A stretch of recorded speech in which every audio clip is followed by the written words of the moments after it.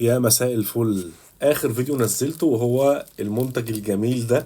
بصراحة الفيديو عجبكم جدا، وكومنتات كتير ولايكات ودعم كبير منكم، وكمان الطلبات عليه ما شاء الله الله اكبر كبيرة. ده اللي هو الكابل البقرة اللي هو التايب سي ماركت يو سمايل. حاجة محترمة جدا انتوا حبيتوها، عبارة عن ميدالية كده شيك قوي قوي قوي. ينفعك بقى في ايه؟ بتشحن بقى في لابتوب، بتشحن في باور بانك. كابل محترم جدا جدا، بس كنت قايل لكم ان ده تايب سي بس اللي موجود. فعلا الناس اللي معاها موبايلات بتدعم التايب سي هي اللي بتطلب، وعشان بحبكم بس هنزله في ستوري بس عشان مفيش منه كميه كبيره. وهو اللي شبهه، ولكن اللي هو اللايتنينج بتاع الايفون، اللي هو اللايتنينج بتاع الايفون اللي هو ده.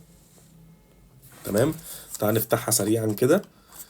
ال- الكابل خامه محترمه ماركت دبليو كي ديزاين. ده بقى اللي معاه ايفون اهو، اللي معاه موبايل ايفون هو اللي هيستخدم ال- البقرة دي. جميل جدا جدا جدا. استنى اعمل لكم عليه فوكس اهو. حاجة محترمة قوي، نفس الفكرة برضو. بقرة كده نفس الفكرة بتاعت ده، ولكن التايب سي اللي انا عملت عليه دعاية او اعلان هو ده اللي شبه الميدالية كده، لكن ده كده بيتحط في الجيب من غير ميدالية.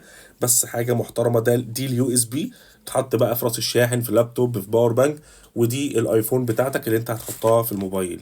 مش موجود منه كميات كبيرة اللي هو الايفون، ولكن ده موجود منه كميات كبيرة. مستني طلباتكم، كلمني في الرسائل يوصلك لأي مكان في مصر. سلام.